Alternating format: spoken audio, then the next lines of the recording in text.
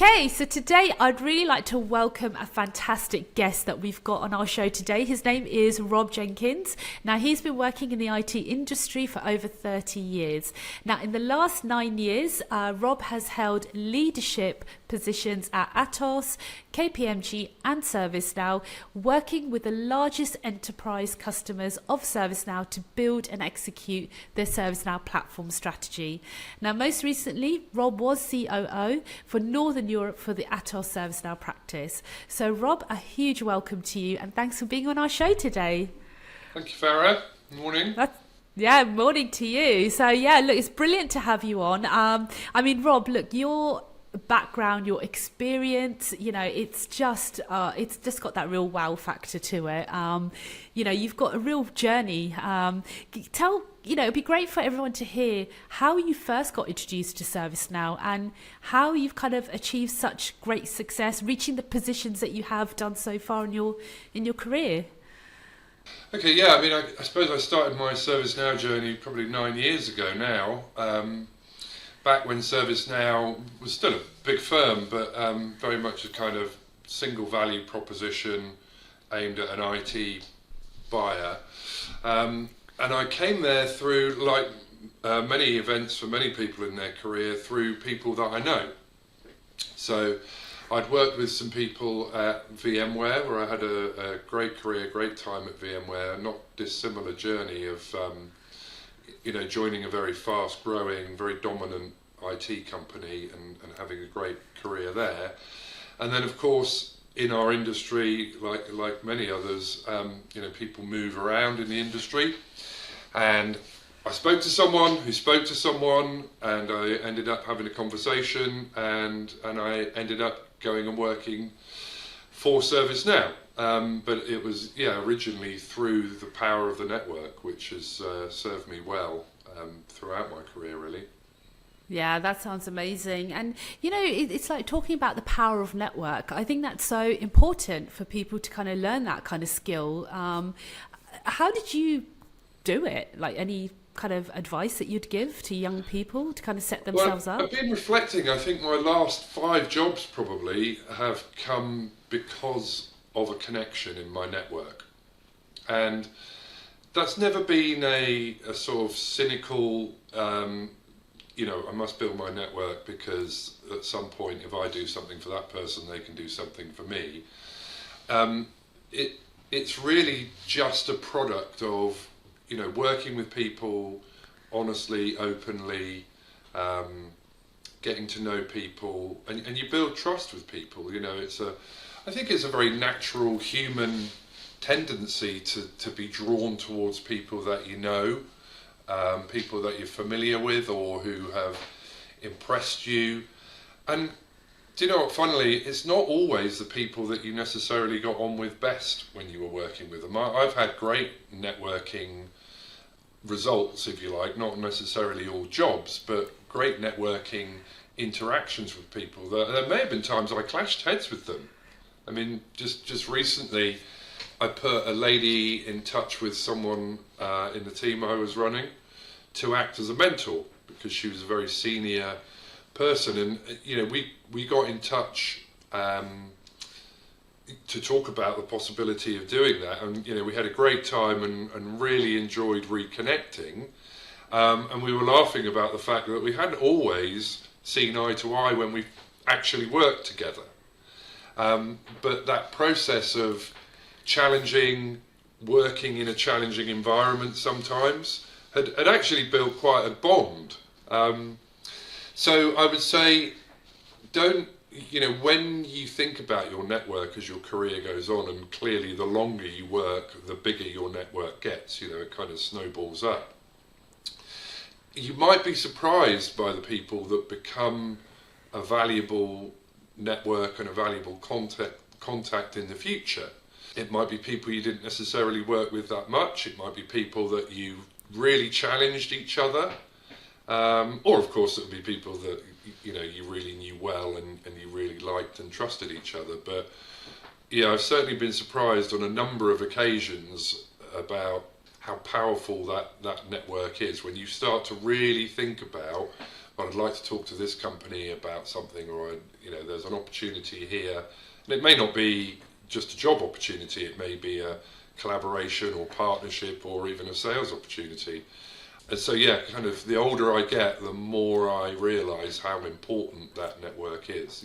You invest a lot of time in people at work. Yeah. Without digressing too far, I do wonder whether the change in the way that we work, the more hybrid working, the less face-to-face, how that changes that dynamic. I mean, I think the dynamic's still there. Clearly, you still get to know people and you work with them. But I do wonder whether the sort of the quality and the type of the networking relationships that we build will change over time.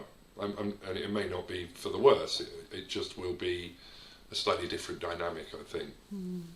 Definitely. What about like social media as well coming into play, like LinkedIn?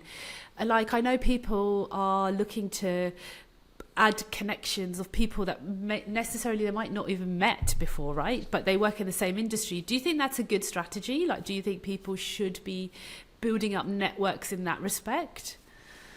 I do. It's clearly really important, but I think you again, well, your network is a multi-channel thing these days, isn't it? There's the people that you physically work with, the people that you used to work with, the people that you stay in touch with socially. There's lots of people in my social network who I got married recently, and we had quite a small wedding, but 3 of the people there were people that I used to work with at ServiceNow. So there's people that you build an ongoing sort of social relationship with outside of work. And then there's people that you get to know in a social network or a social media network, and that could be a professional network like LinkedIn or maybe it's Facebook or something. But even there's different types of relationship, isn't there? I can think of people that I interact with quite a lot on, say, LinkedIn, but I didn't really know them that much when I worked together with them, and in fact I interact with them more on LinkedIn than I used to when I worked with them. And then there's people that I interact with on LinkedIn that I've got to know through social media. So I think taking a holistic approach to all your relationships and all the channels and mechanisms to develop and invest in them. I think if there's one golden rule for networking is there has to be a fair exchange of value, if you know what I mean. You can't just cynically go out and say, just tap people up, for want of a better word. The strongest networking relationships are born out of having worked together, having built trust, or you do something for someone, they do something for you. And again, I don't mean that in a cynical, you do this, I'll do that. Just over time, those exchanges happen. Yeah. And I guess that's true whichever media you're using, whether it's supporting someone for something on LinkedIn or the fact that you worked together for 5 years. Yeah, no, sounds amazing. What do you think about, I know ServiceNow has a lot of events, like the forum, they have the dev meetups. What do you think about those kind of social events? Is it worth somebody investing their time, getting to know people on that level? Yeah, I think they're the most important things that we do outside of our core jobs. I've been lucky enough over the years to go to lots of ServiceNow knowledge events and sales kickoffs. I went to kickoff last year and to knowledge. I'm going to the Now Forum on Wednesday. And just this May in Vegas at Knowledge, to be able to just walk around the exhibition floor and reconnect with people. Yeah. I carved a little bit of time out in May. I had a pretty busy schedule when I was there, but I carved a little bit of time out.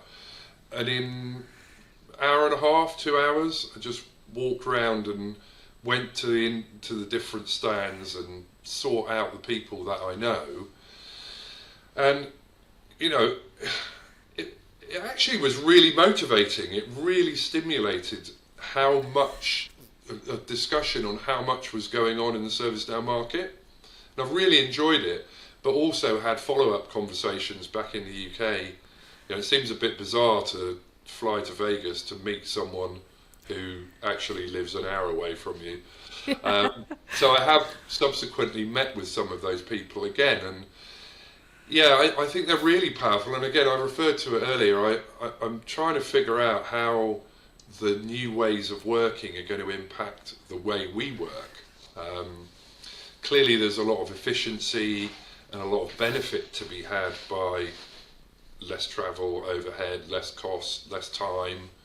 But I think it's imperative not to lose sight of how valuable personal face-to-face interactions are. And, you know, if you can do that in the office, that's great. If you can do that, you know, with people that you know, meet for a coffee, meet for lunch, go talk about an opportunity, just talk, be a mentor, be a mentee, whatever it might be. Those are really important, but nothing gets you that level of human interaction and networking that any kind of social-based event does. So yeah, I'm a huge believer in how important those events are. I don't think you can underestimate it, and I think it's a really valuable investment of time. Yeah, I'm really that looking sounds forward to good. Wednesday, actually. I Yeah. just know I'll be walking around Now Forum, you know, and you won't be able to get 10 yards without bumping into someone that you know and just catching up. Yeah, no, absolutely. And I'll see you there as well, because I will be there as well. So, yeah, amazing. So, yeah, that's brilliant. And, you know, I think, this all sounds amazing. And I suppose it's having that right mindset and that right attitude, you know, and maybe that confidence as well to be able to kind of, you know, put yourselves out there and build those relationships. Just talk about your mindset and how did you kind of develop it and how do you maintain it as well? Mindset generally or on anything specifically? Oh, I suppose the mindset to have got to the level that you've got to right now, because not everybody achieves it, right? It is a triangle. So what mindset have you kind of put into place to kind of get to Yeah, where you are I'd like to today? say that I've had a really clear vision and an impeccable plan and executed it flawlessly, and of course I haven't, right? Now, I can look back with the huge benefit of hindsight, and I can pick out some things that, you know, I kind of will attribute to thought and planning and methodology. And let me start with that, and then I'll tell you how I think, you know, you deal with the imperfections in life. When I'm talking to people about career development, I tend to talk about a fairly simple model. You know, think about what are your needs, be that financial, emotional, material, whatever. What are you good at, and what do you like doing? You know, and then arguably there's a fourth dimension of the kind of culture. How do you want to do that? But if you keep it really simple, if you start to map those things out, then that gives you a projection of the sort of things you'd like to be doing, the sort of role you'd like to have. And a lot of us find it quite difficult to think, well, what's my career plan for the next, even beyond 2 years, right? If I said to you, what's your career plan for the next 10 years, that's quite a long way to look out and to visualize. So I always think, no matter how far out you're planning, start to evolve how do those three boxes or circles look? What does that Venn diagram look like? You know, I'm really enjoying playing golf at the moment, but you know, I'm not a good golfer, and so I'd never make a living doing it, and it would never meet all of my needs. So you can see how that Venn diagram works out. So when you start to come to fundamental decisions in your career, one of which, the biggest one for me was, should I stay technical or should I move into leadership positions? I mean, there was a time in my career when I was I was a kind of global expert in a very specific technical area to do with graphics computing on massive supercomputers. And I have to say, I absolutely loved it. I had so much fun doing what I was doing, working with silicon graphics. I worked on flight simulators and film special effects and incredibly exciting, interesting stuff. But I reached a point where I had an opportunity, frankly more by luck than judgment, to become a leader. And that was my first management job. So there was almost a day where I had to decide, right, this is kind of the last day I'm writing software. This is the last day I'm, getting into the depths of a technical issue to do with performance tuning. And and I lifted up the level of that technical expertise to be more general, to be able to do pre-sales, to be able to manage and coach other people and design things, but I stopped being hands on the keyboard. So I went from keyboard to whiteboard is a journey that I think of. So I'm not really answering your question very directly, but I'm kind of getting there, right? So when I think about that point in my career, I did have a decision to make, and I thought about, I may not have known it at the time, but I thought about what I wanted to do in my career, what I was good at, what I liked, and I made that decision and I made that change. And then I have thought about those things more mindfully as I've made career decisions along the way. So my career probably maps out and looks like it's quite structured and planned. And to a degree it is. Those individual steps that I've taken have all had decisions, and whilst I've been working in my career, I've made those decisions. But I suppose the fundamental principle I will say has been fairly consistent is having a rough idea of what I want to be doing in 5 years, and then probably a fairly clear idea of what I want to be doing in 5 years, but in terms of those qualities, those boxes that I talked about, the actual individual details of what I'm doing on a day basis or a month by month basis, you can meander, but there's a direction of travel. Does that make sense? I'll give you I'm just going to grab something. Yeah. I was lucky enough, I don't know, can you see that on the screen? Oh, yes, yeah. The Arnold Schwarzenegger. Yeah, for anyone that's listening, that's the Arnold Schwarzenegger book. Yeah, he's written a book called Be Useful, 7 Tools for Life. And I was lucky enough to go and see an event that he ran to publicise the book this week. I went to the Royal Albert Hall for an evening with Arnold Schwarzenegger. And he talked a lot about his life and experiences, which of course is fascinating. But the essence of the book is, come up with a vision, decide what it is you want to achieve, and the kind of key message is there aren't really any shortcuts.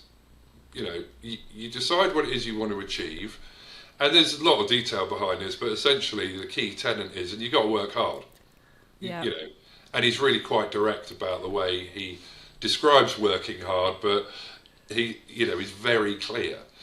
And I'm fascinated by this outlook because this is a guy who has excelled in multiple things. I mean, very few of us get to excel at anything, never mind all of the different things he's been the greatest in the world at and continues to be. And, he's 76 years old and he's still, the portfolio of things he has drive and influence in is massive. Yeah. But I mention it because, there's a lot of talk about career planning and how do you run your career or how do you meet your goals and so on. And to see someone who you're a little bit in awe of, how has this guy achieved one of the things he's achieved, never mind the 3, 4, 5, 6 things that he's achieved. And you distill it down to something really pretty simple. Decide what it is you want to do, come up with a plan and do the work. Yeah. I mean, yeah. It's like, okay, you make it sound simple, Arnold, but yeah. I, Yeah. I don't know if does that resonate with what I was saying. There's not necessarily black magic to this stuff, right? No, absolutely. And it's almost like it's going back to basics. But what I hear at the moment a lot is, people want that work-life balance, right? So I think you and I, when we kind of started in our careers, it was very much like it was all about work, right? We probably worked so many hours just to make things happen. What's your kind of stance on how the world's, and it's probably since post-COVID, right? Since the world's shifted a little bit. What's your kind of thoughts on that side of things? I think when you're in an office with people all the time and they're the people you socialise with, where does work stop and your social life end? A lot of my social life was working hard in the office till late and then going out and then coming back and doing it all over again. Yeah. So I think there's that. I think there's a bit of a change in the way we socialise when we work. What I have noticed is where I've seen people having a sort of hybrid working model, we maybe not going into the office 4 times a week, and maybe it's 1 to 3 times a week. But there does seem, and I'm encouraged by this, there does seem to be a dynamic that there is a day in the week when everyone goes in, and that's the day that everyone also goes for a drink after. Yeah. Or whatever they do. And in fact, a lot of companies obviously don't necessarily do things that are centred around going out for a drink. It might be they go and play crazy golf or the darts game or whatever it might be. So I hope that continues, because I think that ability to socialise with and around people you work with just builds a great bond. And at the end of the day, hopefully we're all working to live and not living to work, right? Yeah. You asked originally about work-life balance. I think there's some counterintuitive things about the way working practices have shifted, because you would think if you're no longer spending 30 to 120 minutes a day commuting, if you're not in an office where you perhaps get distracted or have ad hoc conversations, surely you have more time. Surely everything's more efficient. And I think that can be true for a lot of roles and a lot of the time. But I do think there are times when that isn't true. I do think sometimes we find ourselves on the 5th online meeting of the day, and it's scheduled for half an hour or it's scheduled for an hour, and it takes that amount of time. And sometimes you look back and think, did we need the meeting? Did it need to be that long? Did it need to be now? Does it need to be every week? So I do think we sometimes need to question ourselves and don't assume that because you're at home and because you're doing all your meetings online that you're necessarily being more effective. I think there's a human trait where we take our working week and we fill it. It's almost like a law of physics, like you've got the amount of memory on your phone and you're going to fill it. You've got the amount of memory on your computer and it gets full. So, whose Sky recording box, is at 20% capacity. We're all just record a load of nonsense until it's 100% full. So I do think we need to take some slightly different approaches with the hybrid working to maintain that work-life balance. Because the other thing about working at home more is, even if you physically finish work, okay, no more meetings today, no more work I'm going to do, I'm going to take 3 steps, I'm out of my office. Have you really finished work? So I do think it's quite difficult sometimes for people to unblur that line between work and being at home, because you don't have the commute to switch off or read a book or whatever it might be.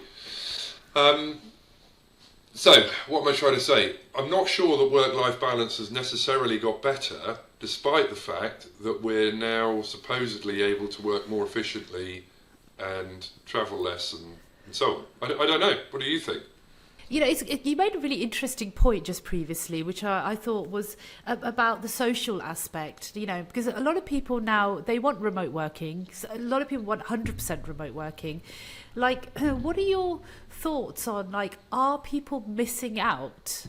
Are people missing out in accelerating their careers and, even pushing the platform forward in terms of, like, the technological advances? Like, do you think there's an element that things might slow down? Things might not progress as if you are having that face-to-face all the time. It's certainly changed.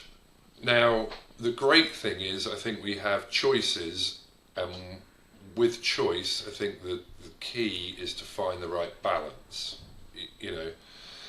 If I get up on a rainy Tuesday morning at 7 o'clock and it's dark, and I think, I actually don't mind not having to go and get on a train and, scrum on a tube or whatever, because I've got that choice. However, the challenge with that is that's a short-term perceived benefit. Yeah, oh, that was so great not to have to commute today. Or that day when you are on the train and it all goes wrong, or you're stuck in a traffic jam and you think, oh man, why did I even leave the house this morning? That was a bad decision, right? So those things are very immediate and they happen in the short term.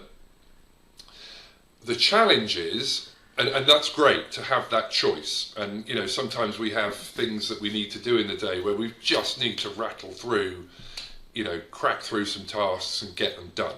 And some jobs are more of that and other jobs are less of it, but we all have days where we need to do that. I think the challenge is that the acute or accretive impact of not seeing people face to face happens over time. There's no one particular day where you're going to say, well, you didn't go to the office today, therefore you haven't built the relationships or learnt from people or got that, that intangible benefit of interacting with people. However, over time, do you lose out by that? So I don't think it's better or worse. I just think we probably need some slightly different thinking to make sure that choice is a double-edged sword, right? If we make the decisions that benefit us long term, then we'll benefit. So you do only go into the office when you've got positive interaction, you've got a group activity planned, or you're going to have a strategy day, or something that really benefits from being in the office. And over time, that enables you to build relationships with people. You physically have lunch with someone, or you have a discussion with someone that you wouldn't have on a video call. Those things accumulate over time, and I think as long as we acknowledge that and plan for it, and to some degree have the self-discipline to do it, then the choices, we will benefit from the choices that we make. Does that make sense? I think if we all said, I'm never going into the office again, I'm just going to sit and work at home, I know from my own experience, that can be really tempting. But I also know if I do it too much, it's not good for my mental health. It's not good for my motivation. Would I still develop the same relationships with people over time? I don't think I would. So I don't know. Does that answer your question? I think basically we have choices, and I think we need to be mindful about those different choices. One thing I will say is I think there's probably people like my generation or my age who can remember working in the office 4 or 5 times a week. Therefore, I intuitively understand the benefits of it because I've seen them. So I've seen relationships I've had. I know experiences I've had. It's almost like, I always think sometimes going to the office is a bit like going to the gym. You don't necessarily always want to do it, but you rarely regret it. You know what I mean? It's pretty rare I come out from a face-to-face day and think, oh, I wish I hadn't done that, unless there's some traffic or travel nightmare. And it's normally, oh man, I really enjoyed that discussion, and this meeting was productive, and we talked about things that we wouldn't have done normally, and wasn't it great to see so and so? But I may not have been thinking that before I went in. So I think my point is, I do wonder what will happen if we have a dynamic where people have frankly gone through their entire career to date and they don't have that ingrained feeling, or maybe it's just nostalgia about the benefits of that balanced way of working.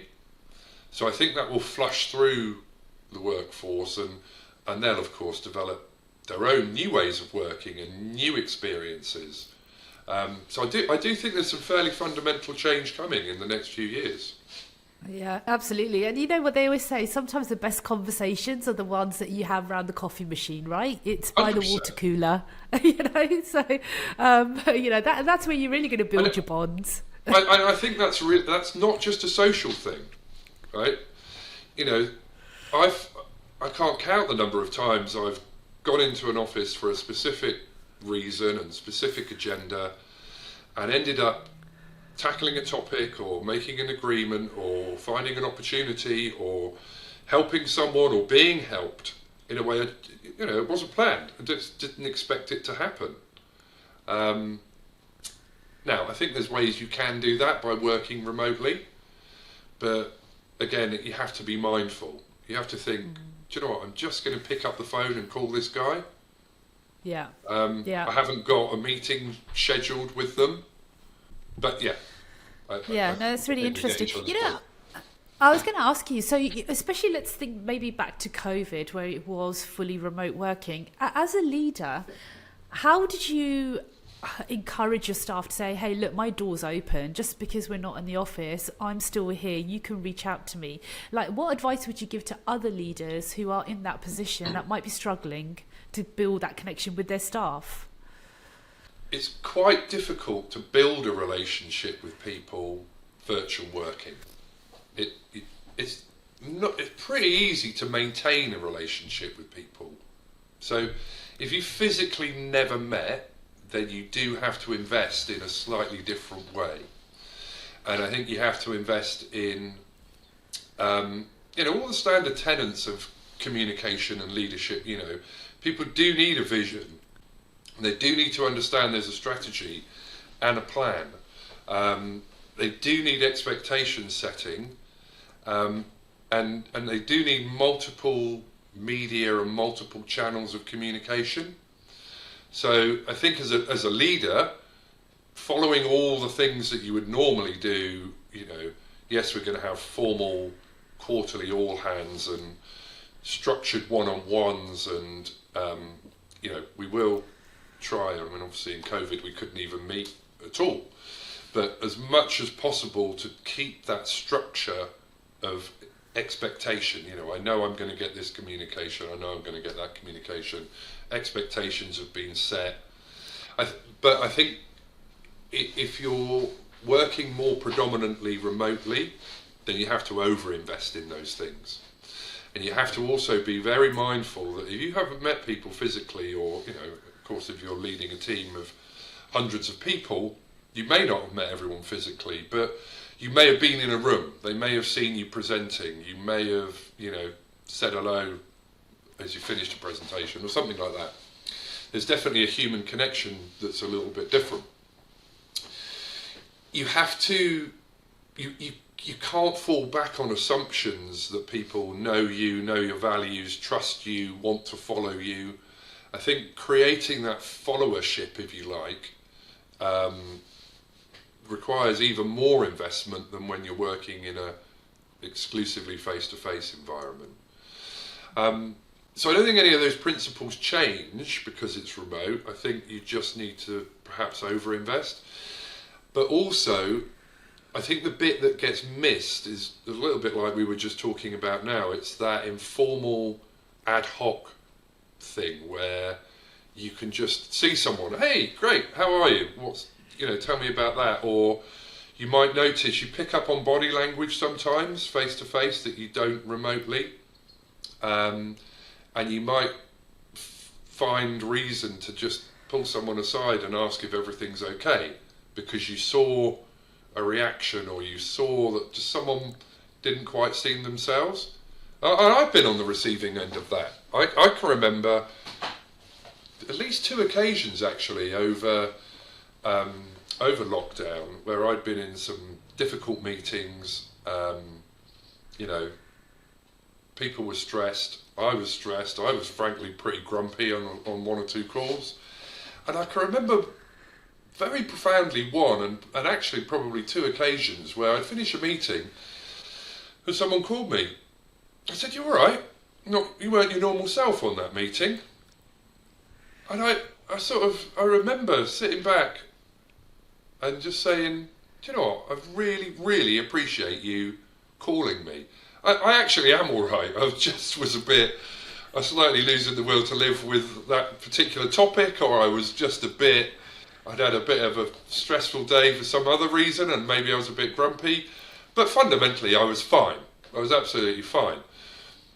But the point I'm making is someone made that decision. They could have just jumped onto their next call, but they didn't. They stopped and they initiated a contact that wasn't scheduled, and we probably only talked for a couple of minutes, and it meant the world to me, not because I had a massive problem that day, I really didn't, but it made me just sit back and think, wow, that is a really great reflection of the culture and of the people that I'm working with.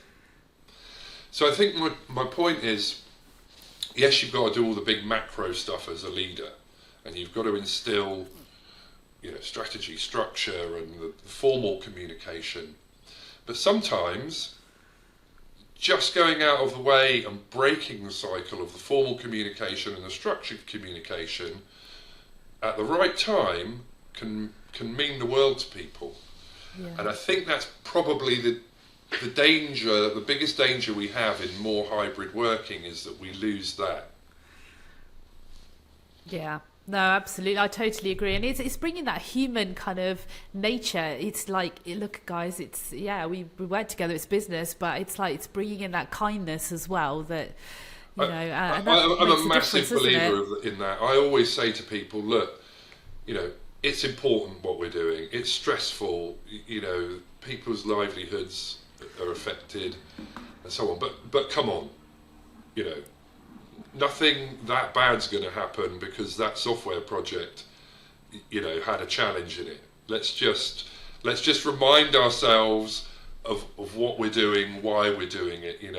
Let's just think about certain other careers or vocations where decisions and challenges are literally life and death, and just reflect on that sometimes. Again, I'm a massive believer in work to live. Yes, our careers can be incredibly demanding and rewarding, and you can get an awful lot from what you do at work. Of course you can, and they drive our lifestyles. We spend a lot of time doing it, but I encourage everyone even as part of developing your career, go and do something else as well. Make sure you know what it is outside your job. Why are you doing it? What do you do to get away from it? And I've got many, many hobbies that are... I was reflecting on it the other day, actually. Most of my career has been about simulating, virtualizing, and creating artificial versions of things. I've been doing a bit of work with an artificial intelligence company recently. I've simulated everything from nuclear explosions to aeroplanes to tanks to the vision of locusts was one particular high point. But all my hobbies are things that are very connected with the physical world. So that might be fishing, fly fishing, standing in a river, beautiful river, trying to figure out what a salmon's doing and what the river's doing. I've been keeping bees this year. That's a very physical thing. You're literally trying to work out what the natural processes are in this physical thing. I've got a classic Italian motorbike, and that couldn't be a more visceral physical experience. It's big, it's heavy, it's brutal, it smells of petrol, and it'll throw you in a hedge if you don't pay attention. So these are very connected with the physical world experiences. They couldn't be more different to sitting in front of a computer, having a video conversation about software. Do you know what I mean? So I personally, we talked about work-life balance earlier on in the discussion. I give people a bit of a hard time if I think they're working a lot of hours. I think this whole, I work 50, 60 hours this week and I always work hard, and I'm not impressed by that. I think that's, don't get me wrong. We all have to do it sometimes. I've done it. I've done all-nighters. I've worked, 27 hours straight. I've worked over weekends. I've travelled, done crazy hours, of course. In our industry, typically, though, you have to sort of empower people to know people might make demands on you that will cause you to work a lot. It's not very often someone's going to call you and say, you had a really big week last week, take it easy this week. You worked late last night, go and play golf this afternoon. So, however, as a leader, I've always tried to empower people to say, look, generally, you know what needs to be done. You're a smart person. You've got your objectives. We all know what we're trying to do. You should be managed and measured on your output and your achievements. And that shouldn't be, how many hours did you do? It should be, do we have a fair agreement and understanding on what it is you're trying to achieve? Do you have everything that you need to do it? You definitely need to shout if you need some help and support that's going to stop that. And frankly, if you've got it done and you did choose to go and do something else one afternoon, you should feel empowered to do that. But I don't, and I think most leaders would say the same thing. Well, I know they would, most that I talk to. The difficulty is I'm not sure everyone really internalises that empowerment and really feels okay doing that. So I think it's something we all have to work on. I have to work on it every day. What do I do to make myself efficient? Do what I need to do. Don't struggle with things that I am struggling with if I need help or support.